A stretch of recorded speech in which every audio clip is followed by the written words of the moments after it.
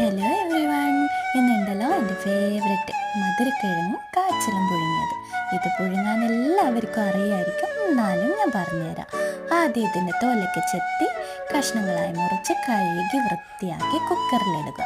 അതിനുശേഷം ആവശ്യത്തിന് ഉപ്പും വെള്ളവും ഒഴിച്ച് കുക്കറിൻ്റെ മൂടി അടിച്ച് 3 വിസിൽ വരുന്നവരെ വേവിച്ചെടുക്കുക. അതിന് ശേഷം ഇതിൻ്റെ വെള്ളം അരിച്ച് മാറ്റണം. ഇത്രയേ ഉള്ളൂ. ഇത് കഴിക്കാൻ മെയിനായിട്ട് കാന്താരി ഉള്ളിയും ചാലിച്ച ചമ്മന്തി വേണേ. ഇവിടെ എനിക്ക് കാന്താരി ഇല്ല, അതുകൊണ്ട് പച്ചമുളക് ഇട്ട് അഡ്ജസ്റ്റ് ആക്കി ഒരു ചമ്മന്തി അരച്ചു. ഇതും കൂട്ടി കഴിച്ച് നോക്കണം. ഇതിൻ്റെ ടേസ്റ്റ് 90s 80s കിഡ്സിനെ അറിയൂ. പക്ഷേ എൻ്റെ മക്കൾക്ക് ആദ്യമായിട്ട് കൊടുത്തപ്പോൾ തീരെ കഴിച്ചില്ല. പിന്നെ കൊടുത്ത ശീലമായി, ഇപ്പം കഴിക്കുന്നുണ്ട് കേട്ടോ. അപ്പോൾ എന്ത് ചെയ്യണം? നമ്മുടെ മക്കൾക്കും ഇതിൻ്റെ ടേസ്റ്റും ബെനിഫിറ്റ്സും പറഞ്ഞു കൊടുത്ത് അവരെയും കഴിപ്പിക്കുക.